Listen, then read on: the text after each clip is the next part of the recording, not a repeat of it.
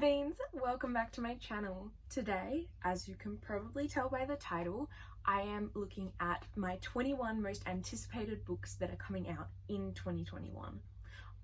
I'm dressed all Christmassy. I'm living my best Christmas life.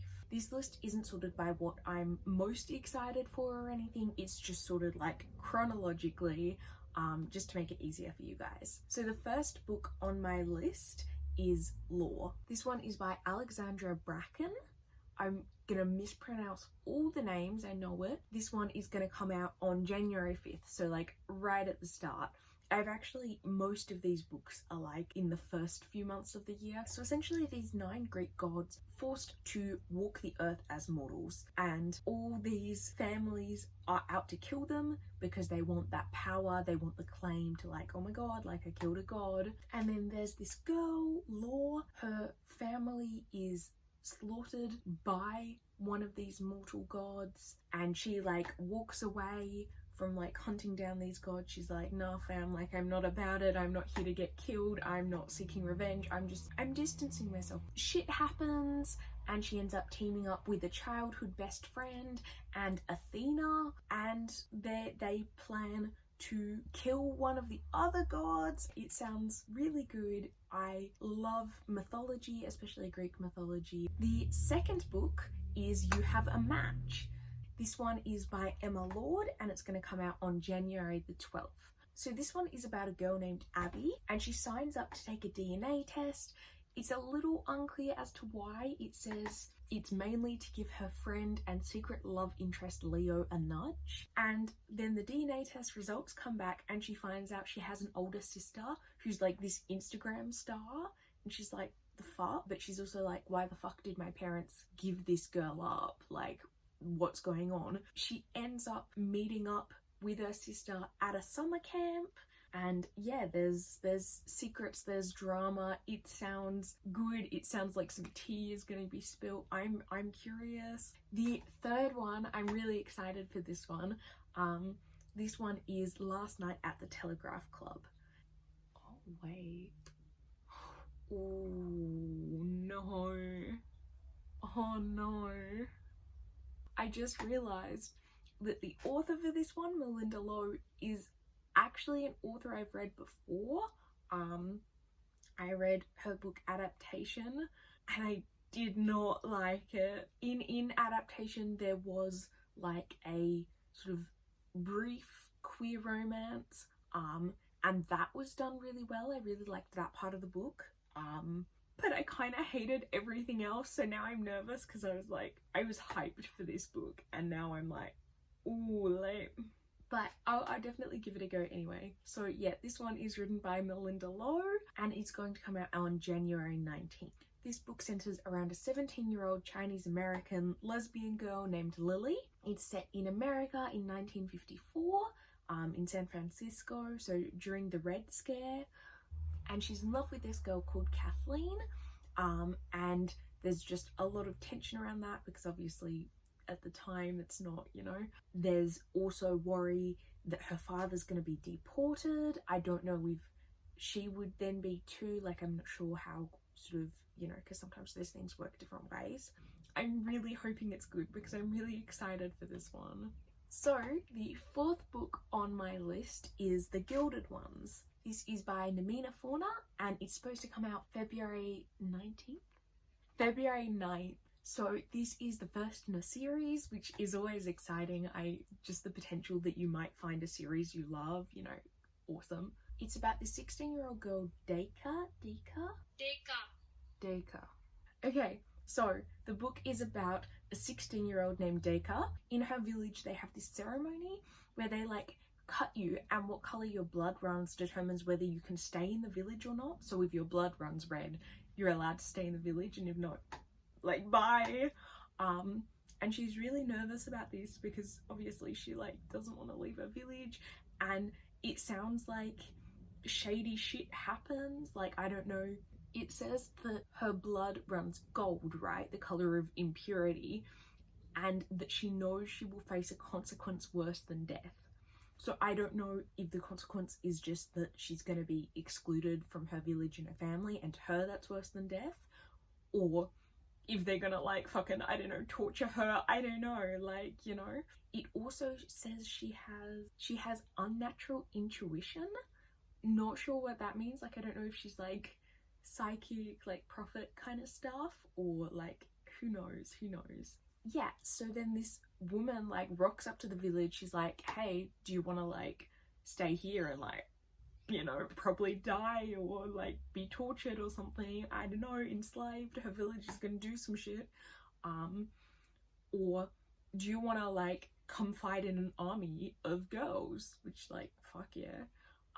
But also like, no, because I don't want to fight. I would cry.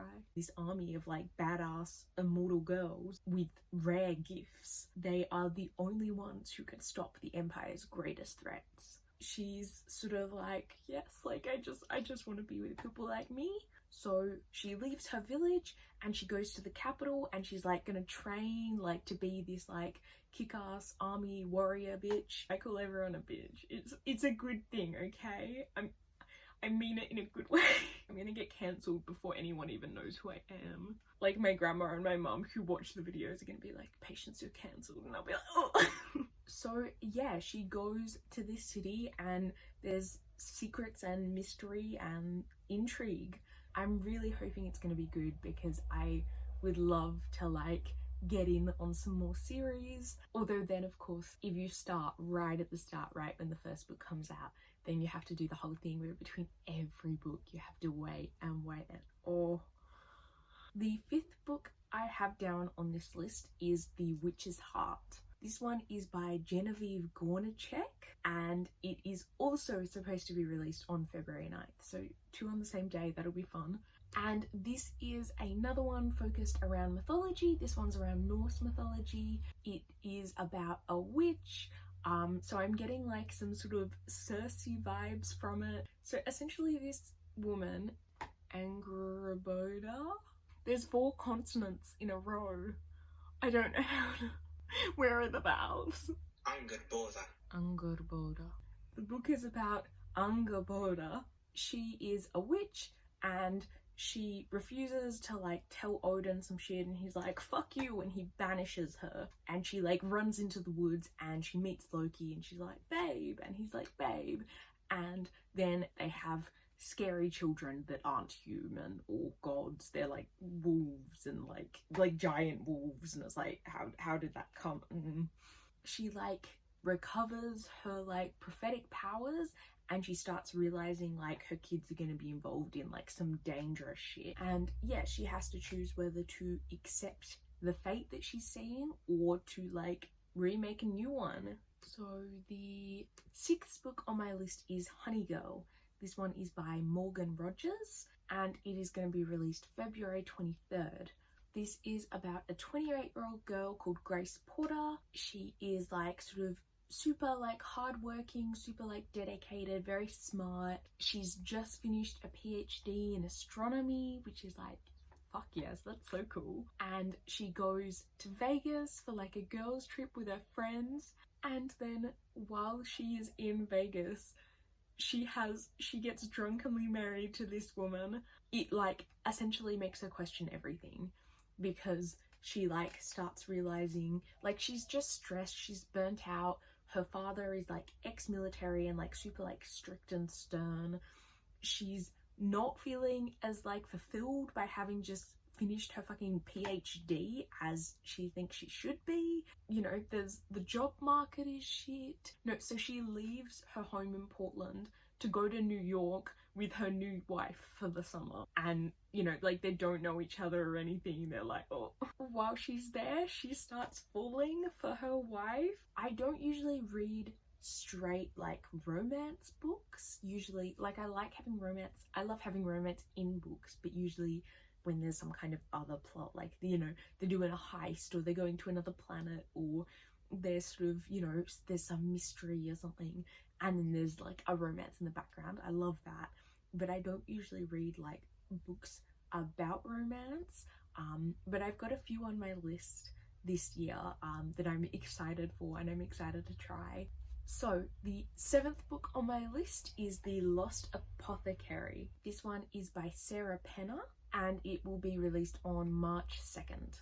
It's set in the 1700s, so it's about a female apothecary. She gives poison to women who have abusive sort of men in their lives, and she's like, yeah, fuck them up, just don't say it was me. There's 2 rules. The poison can never be used on a woman, and the name of the murderer and her victim have to be recorded in the apothecary's register. So it's about the woman who runs the apothecary, Nella, as well as her newest customer, who is actually a 12-year-old named Eliza.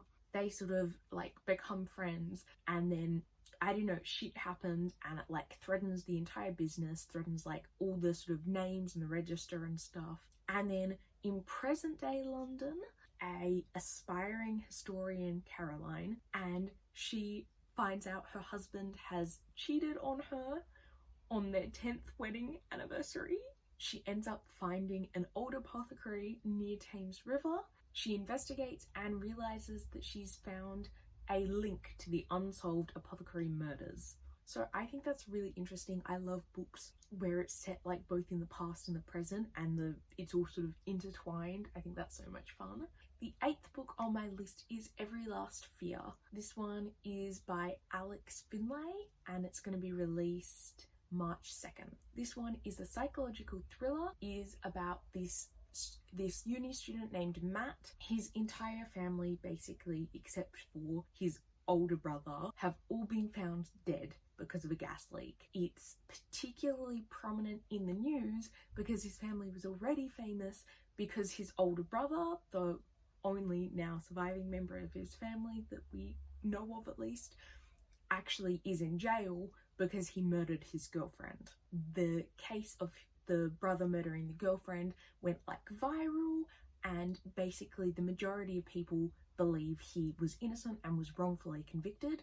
Matt doesn't. Matt saw something the night that the girlfriend was killed that makes him think that the brother did it. He's got a secret he's never told anyone, and so he has to return to his hometown to bury his family, and then they find out that the gas leak may not have just been an accident, and it's sort of connected to his brother and all this stuff, so it's all kind of coming out. I'm so excited for this. It sounds so good, and this is also a debut novel as well, so that's exciting too, because it's kind of ooh, if I like this one, there's a new author to, bookmark. The 9th book I have is Memory Collectors, and this one is by Kim Neville, and it's going to be released March 16th.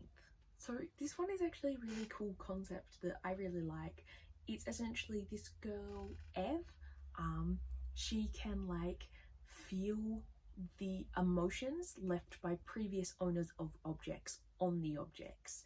So, she picks up a scrunchie and she's like, oh, this is a bad scrunchie, I don't know, bad shit happened while this person was wearing the scrunchie, I don't know. She believes that certain objects are the ones that have good sort of emotions and stuff attached are cool, and the ones with bad, they need to be destroyed, they're bad for people. In a different part of the town, there's a girl called Harriet, and she has this huge collection of little sort of treasures and knickknacks and stuff, and it's making the neighbors sick because of all the bad emotions. And Ev and Harriet meet, so essentially Harriet is kind of hey, help me make a collection that isn't going to make people sick and that is warm and happy and is going to make people feel really good, which is so sweet. And it says they only know of one other person like them, and they fear the dark effects these objects had on him. Some shady shit going on there. So they're working on controlling the gift, developing it, and making sure that kind of stuff doesn't happen, whatever happened to him. But there's already shady shit going on that they don't know about. The 10th, I think, is The Unbroken. Again, this is another first in a series, which is always really exciting. This one is by C.L. Clarke. It's going to be released March 23rd. This is about a girl named Turan. She was stolen as a child and raised as a soldier. It says she only has loyalty to her fellow conscripts. There's a rebellion happening in her homeland, so she's being sent back there. there's something to do with blood ties. There's a boy named Luca, and he needs a turncoat, and he needs someone who's gonna sort of like ease the rebels and like sort of sway them towards peace and everything, while he can focus on the important thing, which is getting his uncle off the throne. And yeah, essentially they intersect. There's assassinations, there's massacres. So the next one, the 11th, I think, is She's Too Pretty to Burn. This one is by Wendy Hurd, and it will be released on March 30th. It's set in San Diego, and there's two girls, Veronica and Nico, and they're both artists and best friends. And then this girl called Mick turns up, and Mick is Veronica's dream girl, and essentially they just like fall super in love. They're going on adventures, they're just having a great time. And then there's a fire, 2 murders, 3 drowning bodies, 1 suspect, 1 stalker. A lot's going on here. So it sounds like it starts like really cute and wholesome, just like, oh, and then just fucking spirals. The 12th book is Witches Steeped in Gold. This one is by Sienna Smart, and it will be released on April 20th. This is about a girl called Araya, who has spent her whole life in a cell. Another girl, Jasmine, who's the queen's daughter. It seems like her sister died to strengthen her mother's power. And essentially these 2 girls both are witches. They're sworn enemies, but they make a little bit of an alliance to take down the queen. It is Jamaican inspired fantasy debut, and there is dangerous magic, there's, you know, royalty. I love it, I love it. The 13th book, I'm really excited for this one, like stupidly excited, like fuck me up. This is The Nobleman's Guide to Scandal and Shipwreck. This is the 3rd in the Montague siblings series. The first is The Gentleman's Guide to Vice and Virtue. Then there's a like mini half novella thing, which is The Gentleman's Guide to Getting Lucky. The second book is The Lady's Guide to Petticoats and Piracy. I love this series. I'm partway through The Lady's Guide to Petticoats and Piracy right now. I love it so far. I'm not far through though, only 25%, so like it could change, but I love the way Mackenzie Lee, who, oh yeah, sorry, forgot the author and the date, I got too excited. Okay, the book is written by Mackenzie Lee, and it's going to come out on April 27th. It has already been pushed back. It was supposed to come out this year, I believe. I love Mackenzie Lee's characters. Or at least in this series I do. I haven't read her other books yet. They're on my list though. The first book centers around the oldest brother, Monty. Then the second book is around his younger sister, Felicity. Monty in the first book is like 18 and Felicity is like 16, I believe. But in that first book, they also have a younger brother called Adrian. Adrian was like a baby, like under 1 in the first book. And this book, The Nobleman's Guide to Shipwreck and Scandals, centers around Adrian. So it's going to be like a big time skip, which does make me a little nervous. I'm always just hesitant about long time skips in books. I'm like, ooh. The series is such a sort of light, easy, fluffy read. Like, it's just so sweet. Now the 13th book is One Last Stop. This one is by Casey McQuiston, and it is coming out in May 6th. This one, I'm a little confused by the premise, but it sounds really cool. It says, it's quite short, so I'll just read it. A 23-year-old realizes her subway crush is displaced from 1970s Brooklyn, and she must do everything in her power to help her, and try not to fall in love with a girl lost in time before it's too late. Oh. So we've got the gaze, we've got like time travel, we've got like the whole sort of like, I both hate and love the trope where it's kind of like these people are going to be forced to separate, like, you know, they're going to have to like never see each other again, but they're also fully in love. It makes me anxious. This is the 15th book. This one is May the Best Man Win. It is by Zay R. Elor and it will come out on May 18th. There is a trans boy who is in his senior year, Jeremy Harkis. He is a cheer captain, he's student body president. He is now going for homecoming king against the boy he dumped last year. This cover is so cute. So the next one that I'm excited for is The Witch King. This one again has another trans character, which is great. I love seeing all this representation. This is set in a kingdom called Asselin, and the Fae rule and the witches don't. Wyatt, the main character, is a witch. Wyatt is betrothed to his best friend who is a Fae prince, and that was supposed to change it and sort of let like witches rule as well. And then one night he lost control of his magic and fled to the human world. So his best friend has now like hunted him down and is also like, why are you running? Why are you running? And despite it all, he's not gonna like dissolve the engagement, and he says they have to marry now or they risk the throne.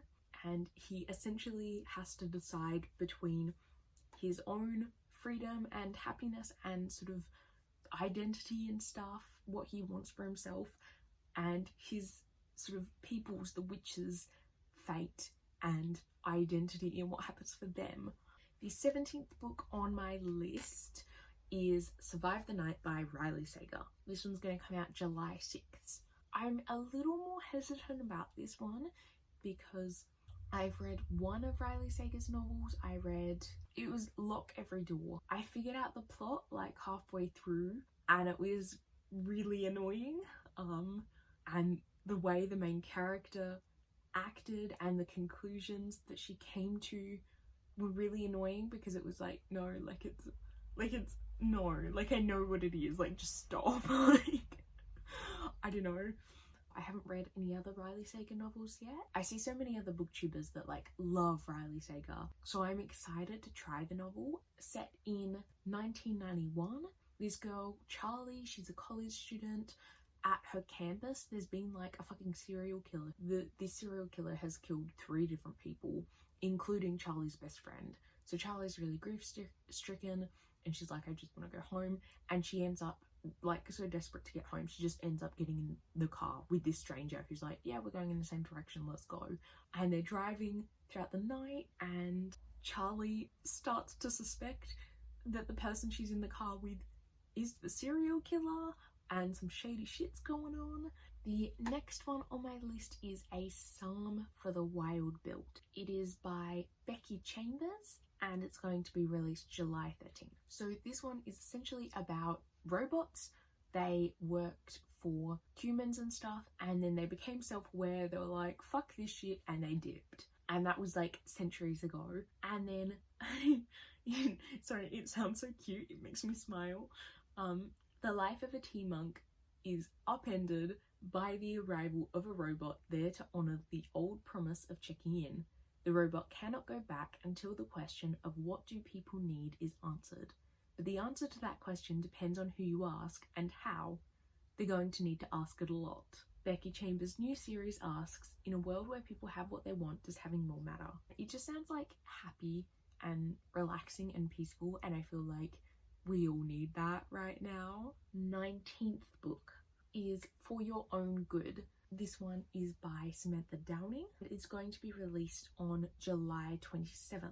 Seems like it's written from a serial killer's perspective.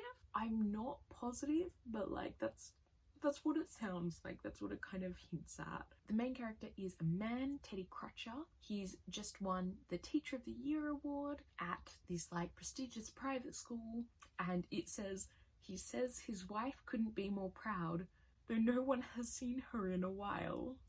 What did he do to his wife? It says that he can't be bothered with the death of a school parent that's looking more and more like murder, or the student digging a little too deep into Teddy's personal life.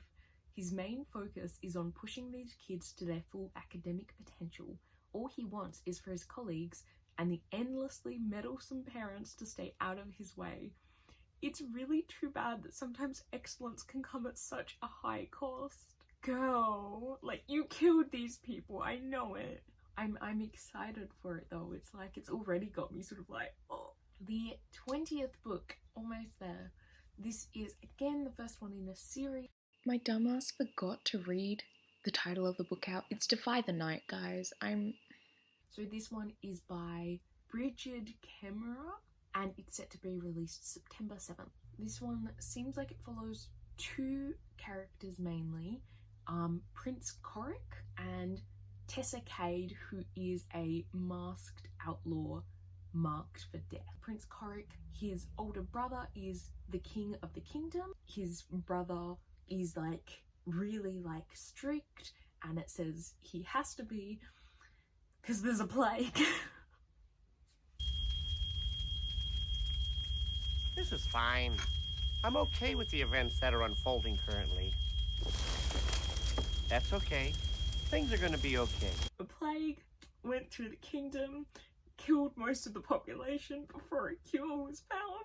The cure is made from this really rare flower nectar, so obviously the rich people have the sort of control, the means to buy it, and the means to offer it for extortionate prices to the people who do not have the means to pay those prices. And this Tessa Cade is stealing food, money, and the cure from the elite and distributing it to the poor. So like classic Robin Hood kind of stuff.